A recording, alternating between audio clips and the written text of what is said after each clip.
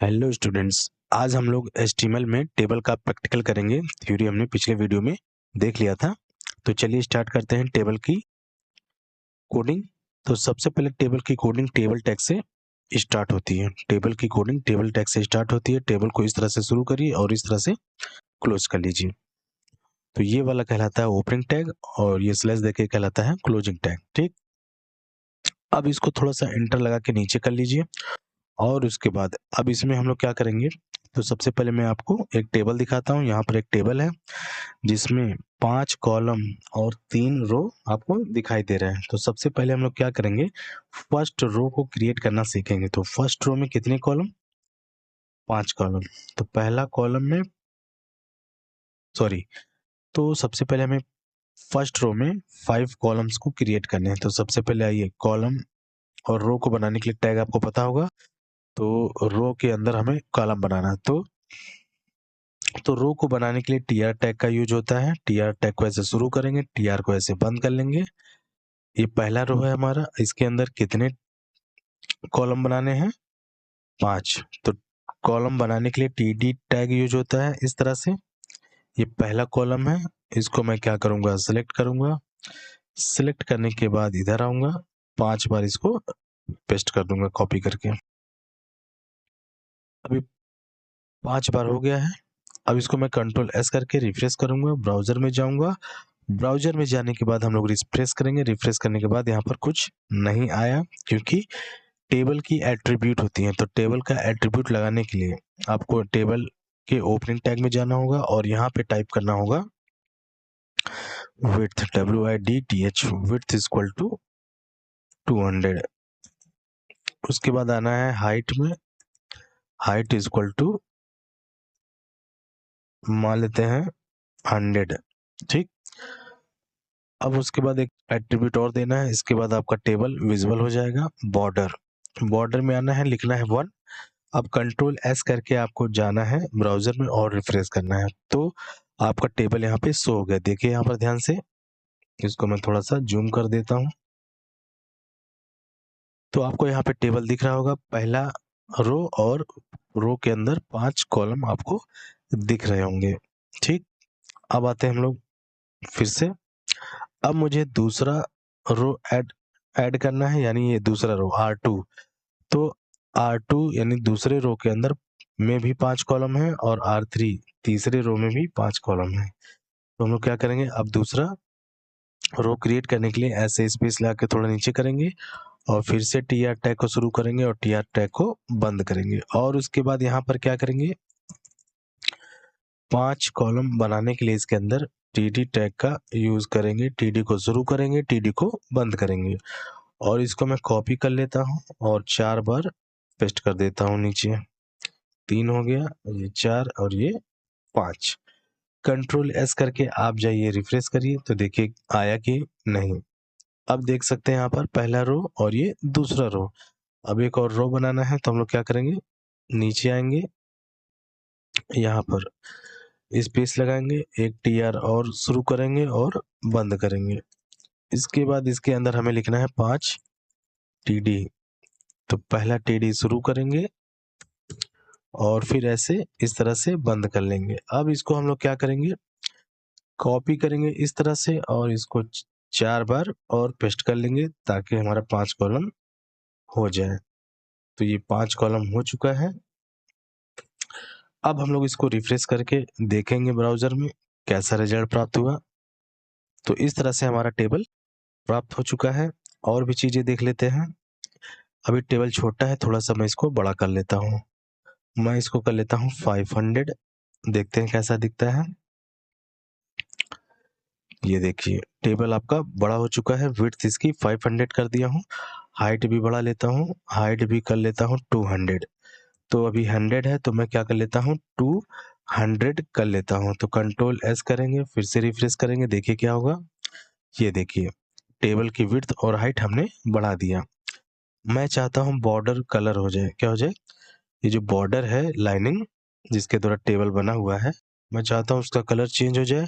तो एक एट्रीब्यूट और लगाएंगे, उसका नाम है बॉर्डर कलर इक्वल टू 1 कह रहा हूँ कलर का नाम देना है रेड।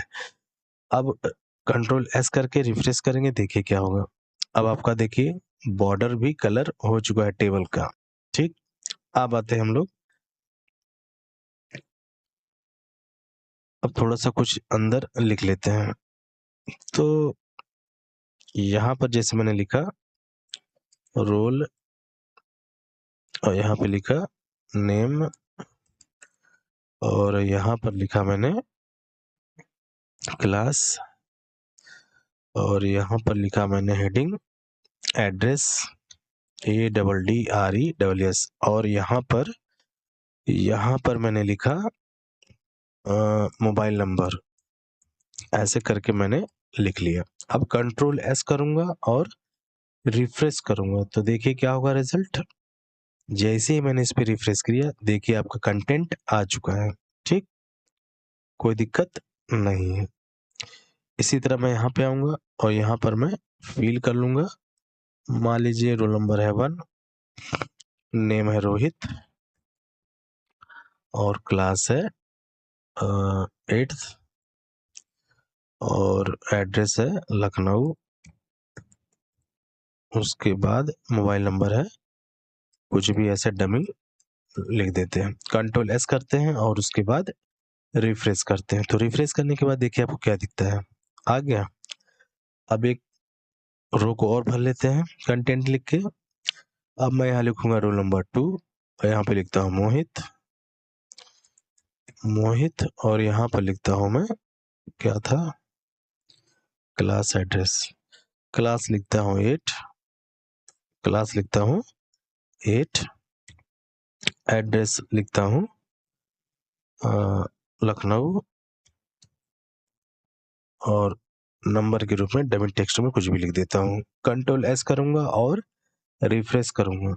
रिफ्रेश करने के बाद देखिए आपको क्या दिखाई देता है। तो इस तरह से आपको टेबल देख रहा होगा, अब फिल हो चुका है कंटेंट से। ठीक, अब ये टेबल थोड़ा सा कॉर्नर में सटा हुआ है, मैं चाहता हूँ पेज के सेंटर में आ जाए।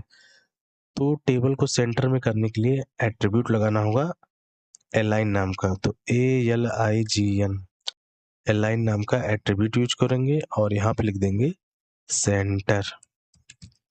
और जैसे ही कंट्रोल एस करके रिफ्रेश करेंगे तो आपका टेबल पेज के सेंटर में चला जाएगा। देखिए जा चुका है। ठीक, अब दो एट्रीब्यूट और देख लेते हैं, सेल स्पेसिंग।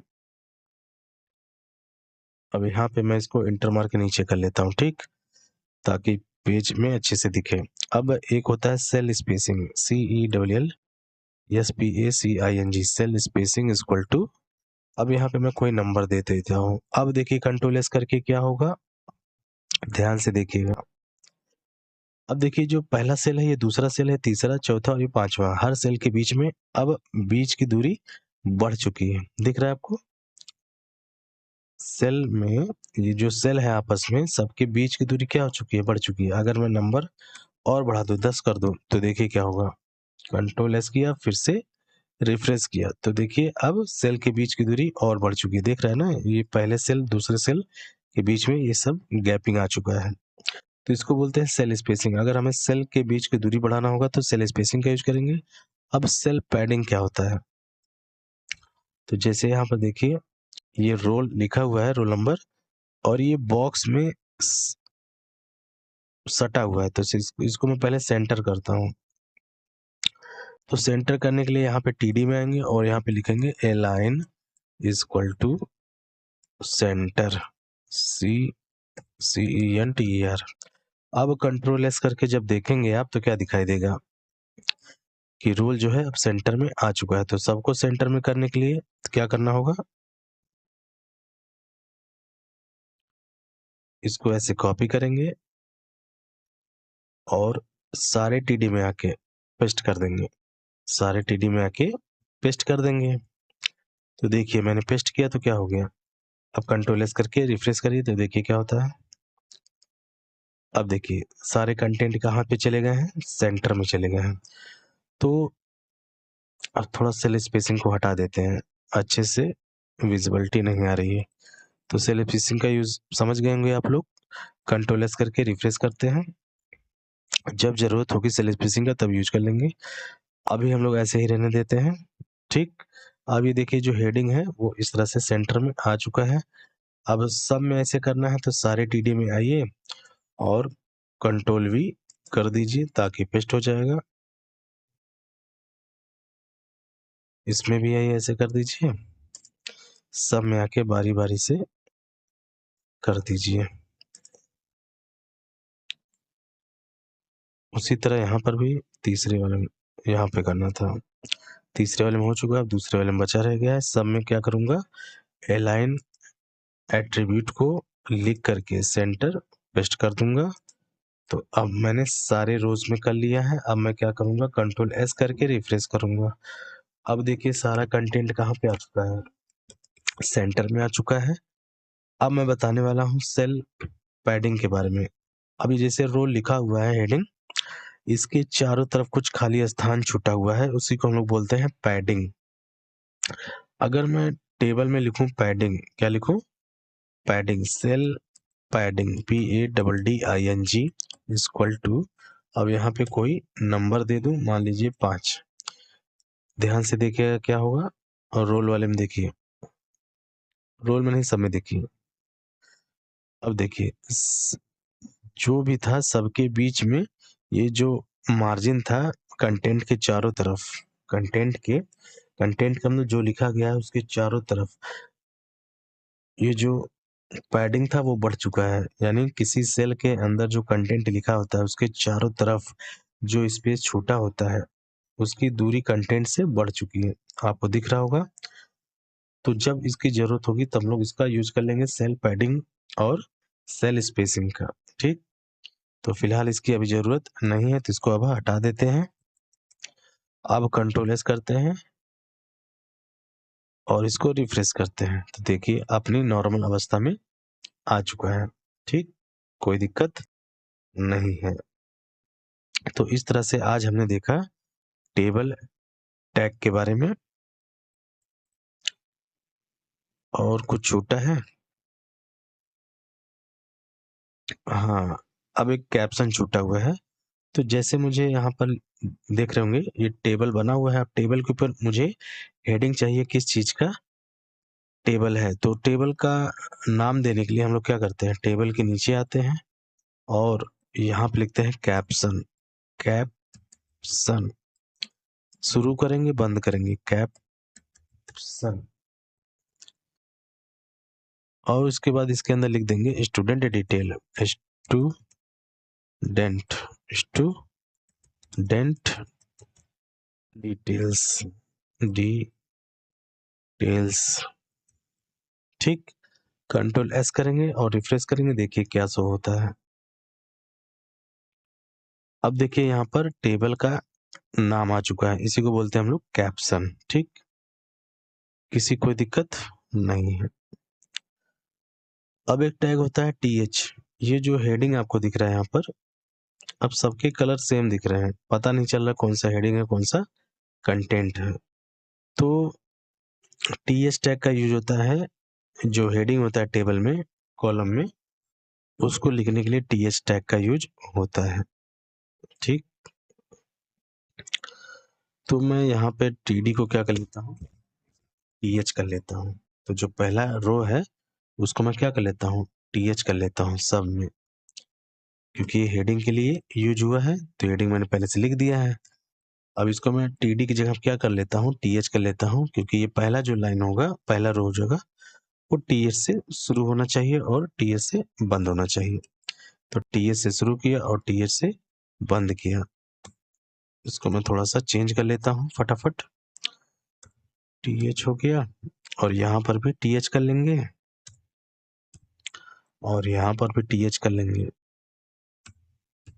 यहाँ पर भी TH कर लेंगे।